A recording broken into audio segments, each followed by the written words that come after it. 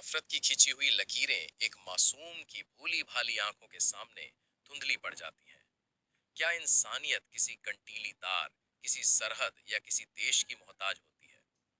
ये कहानी एक ऐसी ही 15 साल की पाकिस्तानी लड़की की है जो अपनी बकरियों के पीछे भागते भागते अनजाने में उस सरहद को पार कर गई जिसे दुनिया नियंत्रण रेखा कहती है। और एक कहानी उन भारतीय सेना के जवानों की है जिनकी वर्दी का रंग और जिनका धर्म सिर्फ और सिर्फ हिंदुस्तान की हिफाजत करना है। जब उन जवानों ने दुश्मन देश की एक भूखी प्यासी डरी सहमी बच्ची को अपनी जमीन पर पाया तो उन्होंने अपनी बंदूकें नहीं बल्कि अपने दिल के दरवाजे खोल दिए। उन्होंने जो किया वो किसी भी कानून या प्रोटोकॉल की किताब में नहीं लिखा था। उन्होंने इंसानियत का वो पाठ पढ़ाया जिसे देखकर न सिर्फ उस बच्ची के घर वाले बल्कि सरहद के उस पार खड़े दुश्मन देश के सैनिक भी उन्हें सलाम करने पर मजबूर हो गए। ये कहानी उस असाधारण इंसानियत और उस अविश्वसनीय बहादुरी की है जो साबित करती है कि असली सरहदें जमीन पर नहीं बल्कि दिलों में होती हैं। नियंत्रण रेखा जमीन पर खिंची गई एक ऐसी लकीर जो सिर्फ दो देशों को ही नहीं बल्कि लाखों जिंदगियों, हजारों सपनों और सदियों के साझा इतिहास को बांटती है। इस लकीर के दोनों तरफ पहाड़ वही हैं, हवा वही है, आसमान का रंग भी वही है और शायद लोगों के दिलों में बसने वाले दर्द और मोहब्बतें भी वही हैं। फर्क है तो सिर्फ झंडों के रंगों का और बंदूक की नालों की दिशाओं का। इसी नियंत्रण रेखा के उस पार पाकिस्तान अधिकृत कश्मीर के एक छोटे से गुमनाम से गांव चकोठी में सलमा का परिवार रहता था। सलमा 15 साल की एक ऐसी लड़की जिसकी दुनिया इन ऊंचे ऊंचे हरे भरे पहाड़ों, झरनों के मीठे संगीत और अपनी बकरियों की घंटियों की आवाज तक ही सीमित थी। उसकी आंखें पहाड़ों की झील की तरह गहरी और साफ थीं और उसकी मुस्कान सुबह की पहली किरण की तरह पाक और मासूम। सलमा का परिवार बहुत गरीब था। उसके अब्बू बशीर अहमद एक मामूली किसान थे जिनकी छोटी सी जमीन पर उगाई हुई मकई से बमुश्किल साल भर का गुजारा होता था। उसकी अम्मी फातिमा घर का काम करती और शॉल पर कढ़ाई करके कुछ पैसे कमा लेती थी। सलमा का एक छोटा भाई भी था, 7 साल का जुनैद। इस छोटी सी दुनिया में गरीबी तो थी लेकिन प्यार और अपनेपन की कोई कमी नहीं थी। सलमा स्कूल नहीं जाती थी, गांव में लड़कियों के लिए स्कूल था ही नहीं। उसका सारा दिन घर के काम में और अपनी बकरियों की देखभाल में गुजर जाता था। उसके पास करीब 10-12 बकरियां थीं जो उसके परिवार की आमदनी का एक छोटा लेकिन जरूरी हिस्सा थी। लेकिन सलमा के लिए वो सिर्फ जानवर नहीं थी बल्कि उसकी दोस्त, उसकी सहेलियां थी। खासकर एक छोटी सफेद रंग की बकरी जिसे वो नूरी कहकर बुलाती थी, वो तो सलमा की जान थी। नूरी सबसे शरारती और सबसे तेज थी। वो अक्सर झुंड से अलग होकर कहीं दूर निकल जाती और सलमा को उसे ढूंढने के लिए घंटों भटकना पड़ता। सलमा रोज सुबह अपनी बकरियों को लेकर पास के पहाड़ों के ढलानों पर चराने के लिए निकल जाती। ये वो इलाका था जो गांव से काफी दूर और सरहद के बहुत करीब था। उसके अब्बू ने 100 बार हिदायत दी थी, बेटी कभी भी उस काली पहाड़ी से आगे मत जाना, वो सरहद है, वहां फौजी होते हैं, खतरा होता है। सलमा अपने अब्बू की बात हमेशा गांठ बांध के रखती थी। वो जानती थी कि सरहद का मतलब क्या होता है। उसने अक्सर रात में दूर से आने वाली गोलियों की आवाजें सुनी थी। उसने गांव के लोगों को हिंदुस्तान के बारे में नफरत भरी बातें करते हुए सुना था। उसके भोले मन में भी सरहद के उस पार के लिए एक अनजाना सा डर और एक धुंधली सी नफरत की तस्वीर बनी हुई थी। ये सितंबर के आखिरी दिनों की बात थी। मौसम में एक हल्की सी ठंडक घुलने लगी थी और पहाड़ों पर अक्सर दोपहर के बाद धुंध छा जाती थी। उस दिन भी सलमा अपनी बकरियों को चराते चराते काली पहाड़ी के पास वाले मैदान में पहुंच गई। बकरियां आराम से घास चर रही थीं और सलमा एक बड़े से पत्थर पर बैठी अपनी नूरी के गले में बंधी घंटी की आवाज सुन रही थी। तभी न जाने कहां से नूरी उछलती कूदती झुंड से अलग होकर काली पहाड़ी की तरफ भागने लगी। सलमा ने उसे आवाज दी, नूरी रुक जा, कहां जा रही है? लेकिन नूरी तो जैसे आज किसी की सुनने के मूड में नहीं थी। वो और तेजी से पहाड़ी की ढलान पर चढ़ने लगी। सलमा घबरा गई। अगर नूरी खो गई तो अब्बू बहुत नाराज होंगे। वो अपनी लाठी उठाकर नूरी के पीछे पीछे भागने लगी। वो जितनी तेजी से भागती, नूरी उतनी ही तेजी से और ऊपर चढ़ती जाती। भागते भागते सलमा को एहसास ही नहीं हुआ कि वो काली पहाड़ी को पार कर गई, जिसके आगे जाने से उसके अब्बू ने मना किया था। तभी अचानक मौसम ने करवट बदल ली। चारों तरफ से घनी सफेद धुंध ने आकर उन पहाड़ों को अपनी आगोश में ले लिया। कुछ ही पलों में आलम ये हो गया कि हाथ को हाथ सुझाई नहीं दे रहा था। सलमा जहां थी वहीं रुक गई। उसका दिल जोर जोर से धड़कने लगा। उसने नूरी को आवाज दी, लेकिन उसकी आवाज धुंध में ही कहीं खोकर रह गई। उसे अपनी बाकी बकरियों की भी कोई आवाज नहीं आ रही थी। वो पूरी तरह से अकेली थी, एक अनजान जगह पर, घने कोहरे में लिपटी हुई। वो बहुत डर गई। उसकी आंखों से आंसू बहने लगे। उसने अंदाजे से वापस उसी दिशा में चलना शुरू किया जहां से वो आई थी। वो घंटों चलती रही।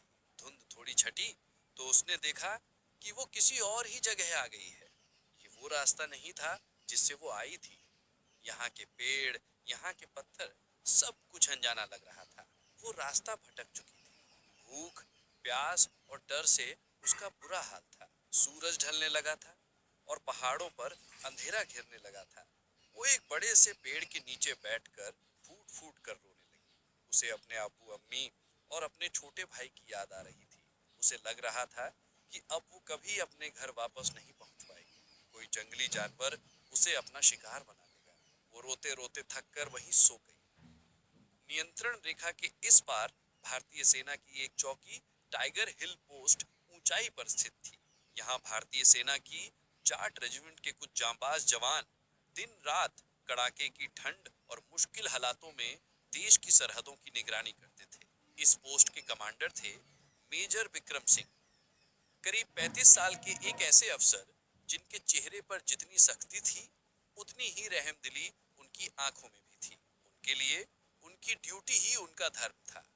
अगली सुबह जब सूरज की पहली किरणें बर्फीली चोटियों पर पड़ी तो मेजर विक्रम अपने दो जवानों हवलदार राम सिंह और सिपाही पवन के साथ रोज की तरह अपनी सीमा क्षेत्र में गश्त पर निकले। वो बेहद सावधानी से एक एक कदम फूंक फूंक कर रख रहे थे। ये वो इलाका था जहां हर पल घुसपैठ का खतरा बना रहता था। वो अभी अपनी पोस्ट से करीब 1 किलोमीटर दूर ही पहुंचे थे कि हवलदार राम सिंह ने अपनी दूरबीन से कुछ देखा। सर, वो देखिए, उस पेड़ के नीचे कोई है। मेजर विक्रम ने तुरंत अपनी दूरबीन आंखों पर लगाई। उन्होंने देखा एक लड़की जो शायद कश्मीरी लग रही थी, पेड़ के नीचे सो रही है। उसके कपड़े फटे हुए थे और वो ठंड से कांप रही थी। तीनों जवान तुरंत सतर्क हो गए। उन्होंने अपनी अपनी बंदूकों की पोजीशन ले ली। इस इलाके में इस तरह से किसी का मिलना बहुत ही असामान्य और खतरनाक हो सकता था। मेजर विक्रम ने अपने जवानों को इशारा किया और वो तीनों बहुत ही खामोशी और सावधानी से उस पेड़ की तरफ बढ़ने लगे। जब वो बिल्कुल करीब पहुंचे तो लड़की की नींद खुल गई। उसने अपनी आंखों के सामने भारतीय सेना की वर्दी में हाथों में बंदूकें लिए 3 जवानों को खड़ा देखा। एक पल के लिए उसे समझ ही नहीं आ रहा था कि हो क्या रहा है। फिर जैसे ही उसने उनकी वर्दियों पर लगे तिरंगे को देखा, उसके हलक से एक चीख निकल गई। वो हिंदुस्तानी फौजी थे जिनके बारे में उसने सिर्फ नफरत और डर की कहानियां सुनी थी। उसका पूरा शरीर डर से कांपने लगा। उसे लगा कि अब वो उसे मार डालेंगे। वो हाथ जोड़कर रोते हुए अपनी जुबान में कुछ कहने लगी। अब्बू, अम्मी, मुझे घर जाना है, मैंने कुछ नहीं किया। मेजर विक्रम ने उसकी आंखों में मौत का खौफ साफ साफ देख लिया। उन्होंने तुरंत अपनी बंदूक नीचे कर ली और अपने जवानों को भी ऐसा करने का इशारा किया। उन्होंने बहुत ही नर्म और शांत आवाज में कश्मीरी में ही पूछा, डरो मत बेटी, हम तुम्हें कुछ नहीं करेंगे। तुम कौन हो और यहाँ अकेली क्या कर रही हो? सलमा ने जब उनकी आवाज में गुस्सा नहीं बल्कि एक अपनेपन का एहसास महसूस किया तो उसकी हिचकियां और भी तेज हो गईं। उसने रोते बिलखते हुए अपनी टूटी फूटी जुबान में अपनी पूरी कहानी बता दी, कैसे वो अपनी बकरी नूरी के पीछे भागते भागते धुंध में रास्ता भटक गई। मेजर विक्रम और उनके जवान समझ गए कि ये कोई घुसपैठिया नहीं बल्कि एक मासूम बच्ची है जो अनजाने में सरहद पार कर आई है। मेजर विक्रम का दिल पसीज गया। उन्होंने देखा कि वो भूख और प्यास से बेहाल है। उन्होंने अपने बैग से पानी की बोतल निकाली और उसे दी। सलमा ने डरते डरते पानी पिया। फिर सिपाही पवन ने अपनी जेब से एक चॉकलेट निकाली और उसकी तरफ बढ़ाई। सलमा ने अपनी जिंदगी में कभी चॉकलेट नहीं देखी थी। उसने झिझकते हुए उसे लिया और एक छोटा सा टुकड़ा मुंह में रखा। मीठे स्वाद के साथ साथ शायद इंसानियत की मिठास भी उसके अंदर घुल रही थी।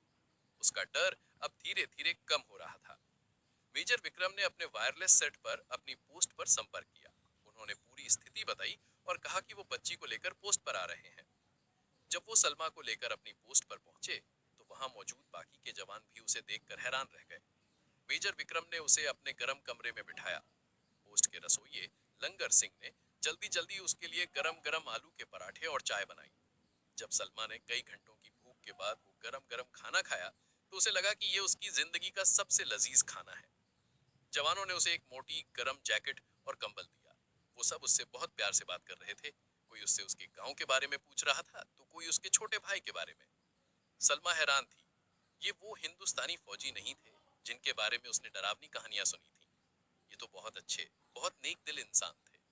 वो भूल गई थी कि वो दुश्मन देश में है। उसे लग रहा था जैसे वो अपने ही किसी घर में अपने ही भाइयों के बीच बैठी है।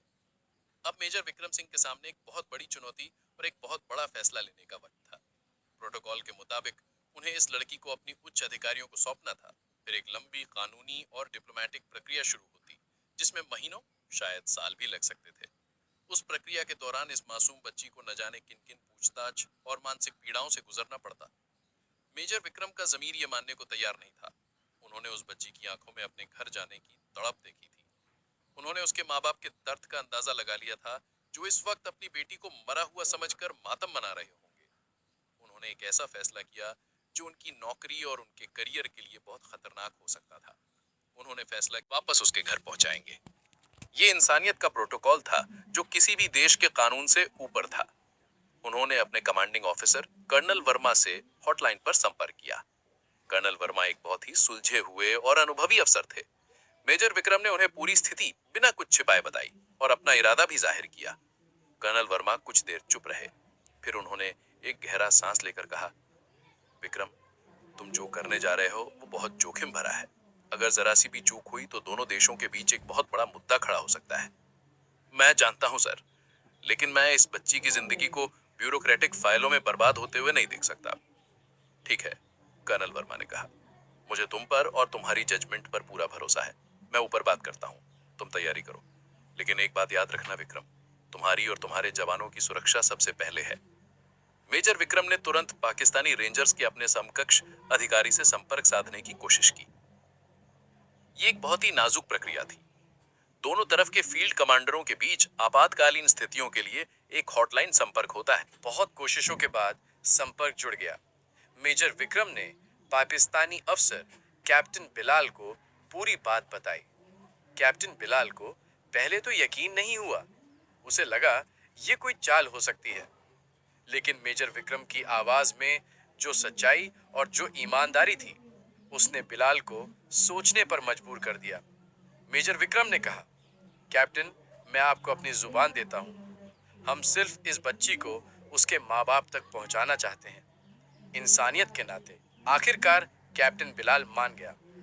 तय हुआ कि अगले दिन सुबह 10 बजे दोनों देशों की सेनाएं अमन सेतु के पास, जो एक नो मैंस लैंड का इलाका था, मिलेंगी और बच्ची को सौंपा जाएगा। अगली सुबह भारतीय सेना की एक जीप, जिस पर सफेद झंडा लगा हुआ था, सलमा को लेकर अमन सेतु की तरफ बढ़ी। जीप में मेजर विक्रम खुद थे।